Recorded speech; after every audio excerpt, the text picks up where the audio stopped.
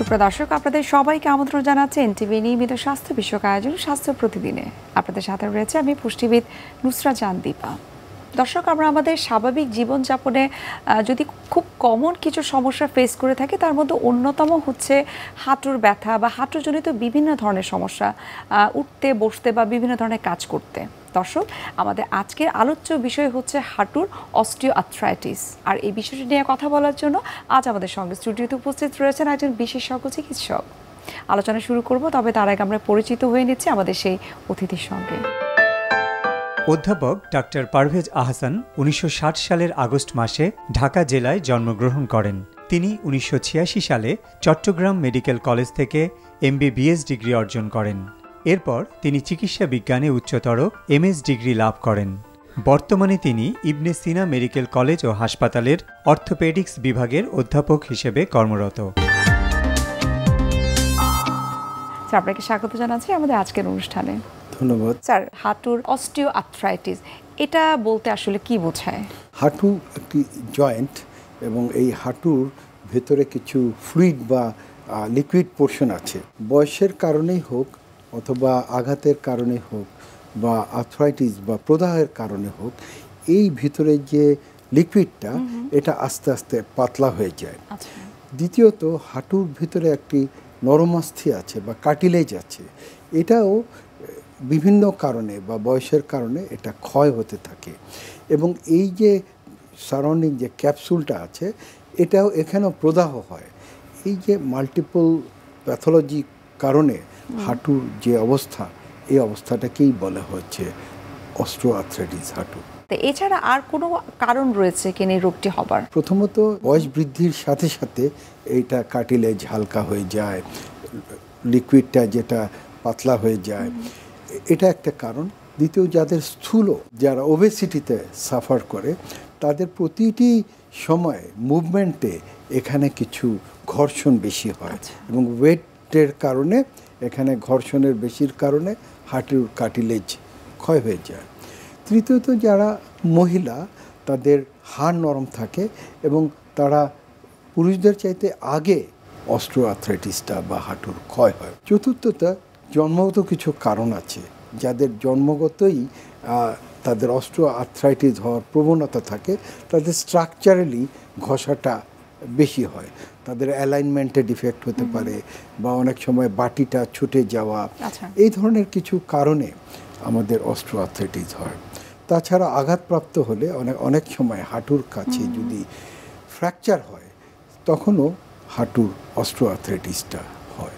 Osteo arthritis হবার basic লক্ষণ যদি আমরা বলি, সেগুলো আসলে কি কি? প্রথমত, তার ব্যথা হবে এবং ব্যথা হওয়ার পরে তার একটা আড়ষ্ট ভাব হবে এবং এই আড়ষ্ট ভাব হওয়ার পরে অনেক সময় দেখা যায় হাঁটু ফুলে যায় এবং আমরা যখন এক্সরে করি দেখা যায় যে হাঁটুর কার্টিলেজ ক্ষয় হওয়ার কারণে যে স্পেসটা আছে, হাঁটুর দুইটা হাড়ুর মাঝখানে যে স্পেসটা, এটা কমে যায়। সো আমাদের এটাই যে প্রথমে ব্যথা হবে, ফুলে যাবে, আড়ষ্ট ভাব হবে এবং অনেক সময় যদি এক্সরে করি জয়েন্ট স্পেস কমে যাবে। তারপরে বেশি দিন হয়ে গেলে দেখা যায় আশেপাশের যে মাসেলগুলা সেগুলা ক্ষয় হয়ে যায়। অধিকাংশ ক্ষেত্রে কিন্তু আমরা দেখেছি যে তারা ডাক্তারের পরামর্শ ছাড়াই vitamin D supplement, calcium supplement গ্রহণ করে থাকে। এটা আসলে চিকিৎসা তো হচ্ছেই না, চিকিৎসাকে আর একটু ব্যাহত করছে। আমি প্রথমে যেটা আমি বলতে চাই, আমরা কি করি তাহলে? আমরা প্রথমে তার ক্যাটাগরি করি যে তার হাঁটুর ক্ষয়টা কি আর্লি স্টেজ, প্রাথমিক পর্যায়ে, না দ্বিতীয় পর্যায়ে, না তৃতীয় পর্যায়ে, এভাবে আমরা ক্লাসিফাই করি এবং প্রথম পর্যায়ের যে ওষুধ বা প্রথম পর্যায়ের যে চিকিৎসাটা দ্বিতীয় পর্যায় থেকে আলাদা হয়, দ্বিতীয় পর্যায়ের চিকিৎসা আবার তৃতীয় পর্যায় থেকে আলাদা হয়। কিন্তু যারা আন্দাজে এইসব করে তারা দেখা যায় যে তৃতীয় স্টেটের ক্ষেত্রে প্রথম পর্যায়ের চিকিৎসা দিচ্ছে, অথবা প্রথম পর্যায়ের যেটা চিকিৎসা হওয়া উচিত ছিল সেটা না দিয়ে তৃতীয় গ্রেডের বা এক্সট্রিম পর্যায়ের চিকিৎসাটা দিচ্ছে। তার মানে পুরা প্রক্রিয়াটাই একটি ত্রুটিপূর্ণভাবে করা হচ্ছে। আর্থ্রাইটিস হওয়ার পেছনে অন্যান্য রোগের সাথে এটার কোনো সম্পর্ক রয়েছে কিনা? অনেক সময় হাঁটুতে রিউমাটয়েড আর্থ্রাইটিসের সেকেন্ডারিলি অস্টিও আর্থ্রাইটিস হয়।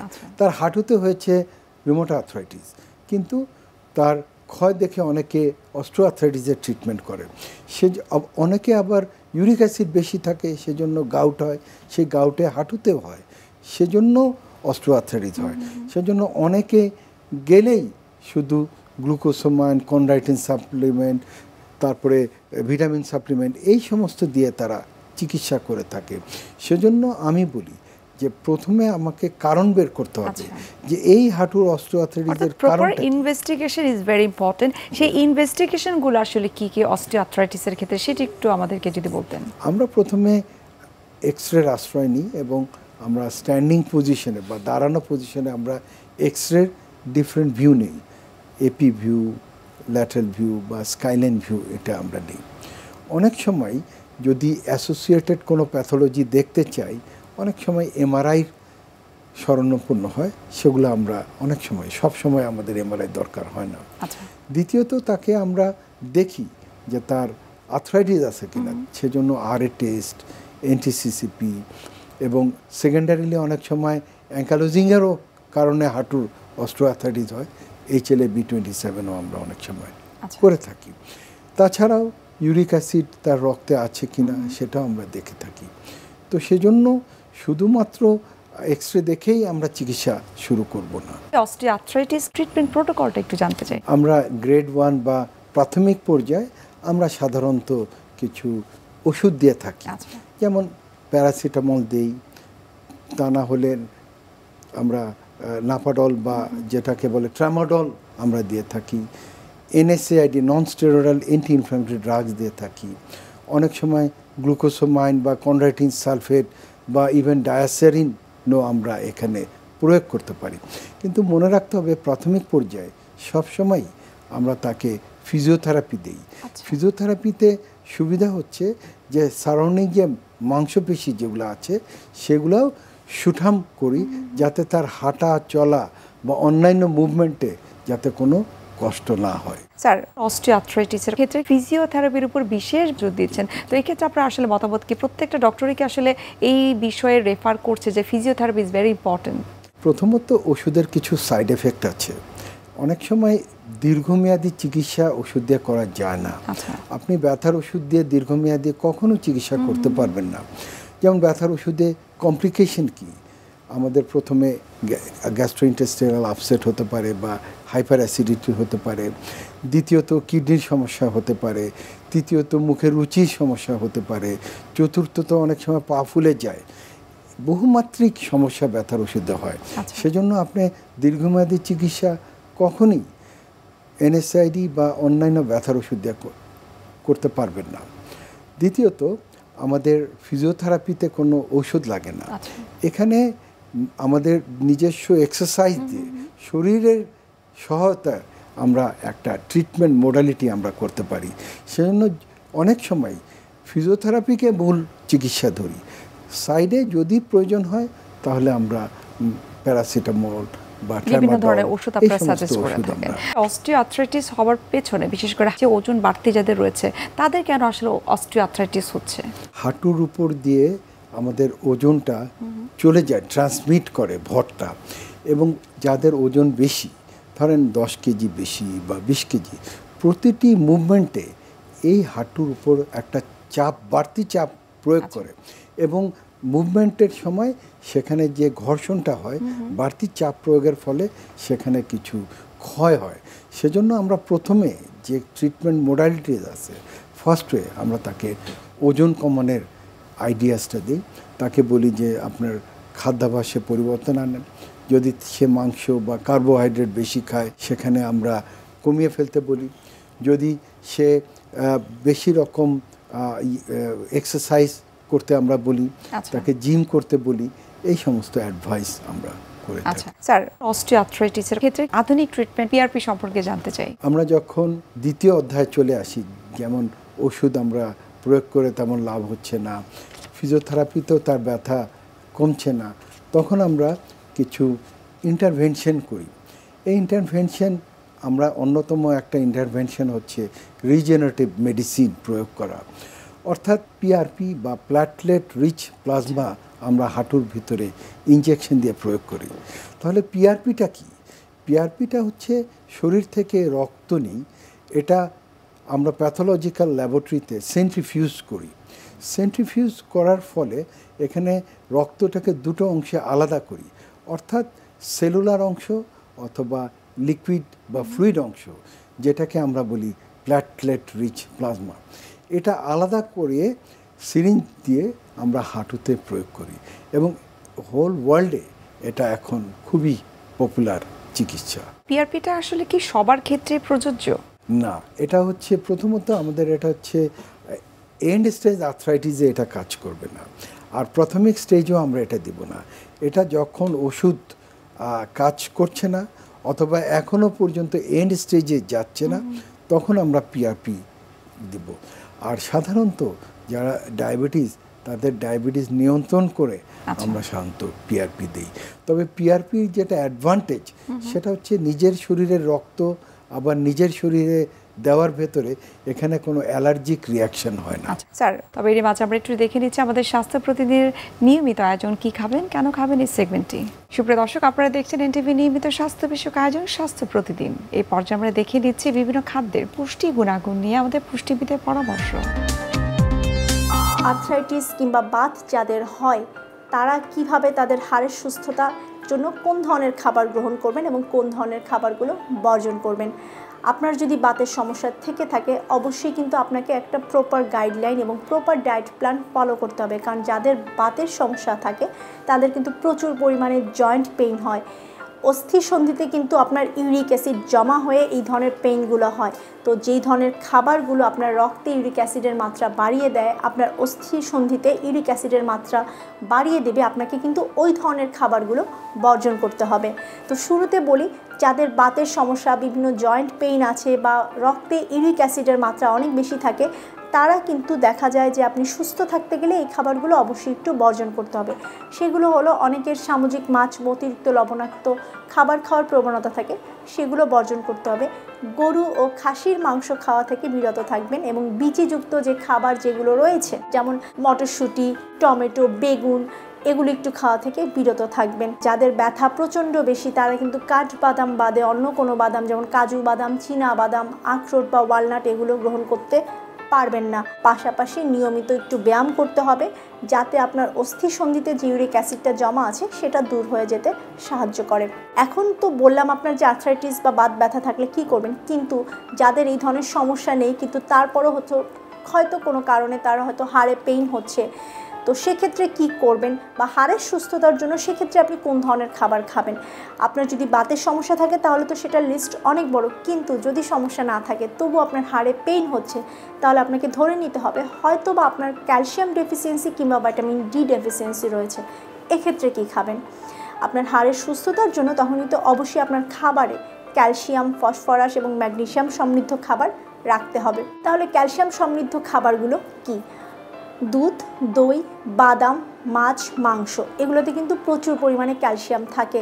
প্রতিদিন খাবারে 1 গ্লাস বা 1.5 গ্লাস করে দুধ রাখতে পারেন, হাফ কাপ করে দই খেতে পারেন, 5-10টা করে বাদাম কিন্তু খাওয়া যেতে পারে।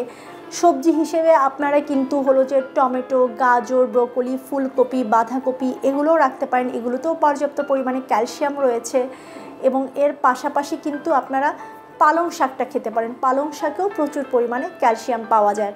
ফসফরাসযুক্ত খাবার, ফসফরাসযুক্ত খাবারের কথা বলতে গেলে প্রথমেই কিন্তু আপনার দেখা যায় দুধের কথা চলে আসে। মানে আপনি যদি প্রতিদিন খাবার তালিকায় দুধ, দই, পালং শাক, ব্রোকলি, বাঁধাকপি এগুলো রাখেন, তাহলে কিন্তু এমনিতেই আপনার ক্যালসিয়াম, ফসফরাসের চাহিদা পূরণ হয়ে যাচ্ছে। আপনার হাড়ে যে পেইন হচ্ছে সেটার জন্য কিন্তু ক্যালসিয়াম এবং ফসফরাস খুবই গুরুত্বপূর্ণ। ম্যাগনেসিয়ামযুক্ত খাবার, বীচিযুক্ত খাবার কিন্তু আপনার খাবারে রাখতে পারেন। সামুদ্রিক মাছ, যদি আপনার বাতের সমস্যা না থেকে থাকে বা আর্থ্রাইটিস না থাকে, তাহলে কিন্তু আপনি অবশ্যই সামুদ্রিক মাছ আপনার খাবার তালিকায় 2 দিন রাখবেন। গরু বা খাসির যে কলিজা রয়েছে তখন কিন্তু আবার আপনার খাওয়া যাবে। গরু বা খাসির কলিজায় পর্যাপ্ত পরিমাণে জিঙ্ক, ক্যালসিয়াম কিন্তু পাওয়া যায়, এবং জিঙ্ক এবং ক্যালসিয়ামও কিন্তু আপনার এই হাড়ের গ্রোথের জন্য খুবই ভালো। এবং হাড়ে যাদের পেইন হয় তাদের জন্য কিন্তু এগুলো খুব উপকারী। এর পাশাপাশি আপনি ওমেগা 3 সম্পন্ন খাবার এবং প্রচুর তাজা শাকসবজি এবং ফলমূল গ্রহণ করবেন, মানে বিচিযুক্ত খাবারও কিন্তু এক্ষেত্রে খেতে পারবেন। ওমেগা 3 কিন্তু আপনার সামুদ্রিক মাছ এবং সিমের বিচি কিংবা হলো কাঁঠালের বিচি এবং মিষ্টি কুমড়ার বিচি, এগুলোতে প্রচুর পরিমাণে ওমেগা 3 থাকে। সামুদ্রিক মাছেও কিন্তু প্রচুর পরিমাণে ওমেগা 3 পাওয়া যায়। তো হাড়ের সুস্থতার জন্য আপনাকে অবশ্যই ক্যালসিয়াম, ম্যাগনেসিয়াম, ফসফরাস, ওমেগা 3 যুক্ত খাবারও গ্রহণ করতে হবে। পাশাপাশি আয়রন এবং আয়োডিন যুক্ত খাবারও গ্রহণ করতে হবে।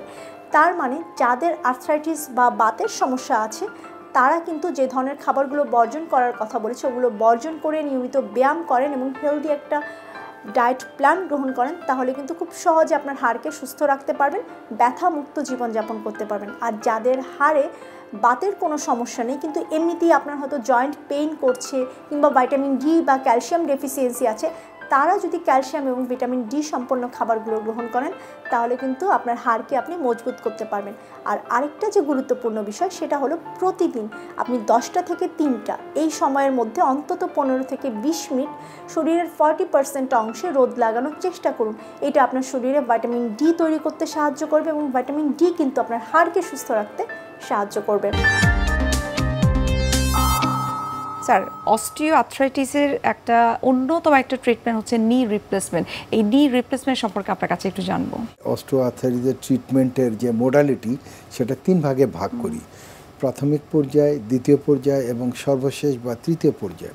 প্রাথমিক পর্যায়ে আমরা ওষুধ দিয়ে চিকিৎসা করি, ফিজিওথেরাপি দিয়ে চিকিৎসা করি। দ্বিতীয় পর্যায়ে আমরা ইন্টারভেনশন করি, অনেক সময় ভিস্কো সাপ্লিমেন্টেশন দিই, অনেক সময় পিআরপি দিই, সেই সাথে আমরা ফিজিও কন্টিনিউ করি। কিন্তু যে সময় সব ওষুধ প্রয়োগ করেও ব্যর্থ হয়, অর্থাৎ আমরা ইন্টারভেনশন বা পিআরপি দিয়েও যখন কাজ হচ্ছে না, এই স্টেজকে আমরা বলি end stage arthritis. End stage আর্থ্রাইটিসের সময় আমরা নি রিপ্লেসমেন্ট করে থাকি এবং নি রিপ্লেসমেন্ট এজন্যই করে থাকি যে রুগী তখন মোবাইল থাকে, অর্থাৎ তার মুভমেন্টগুলো থাকে, সেই সাথে তার বাড়তি পাওনা হচ্ছে তার হাঁটুর কোনো ব্যথা থাকে না। কারণ তাকে তো ইন্ডিভিজুয়ালাইজ, সে নিজে নিজে তাকে কাজ করতে হবে। সেজন্য সব কিছু কনসিডার করে আমরা নি রিপ্লেসমেন্ট করি।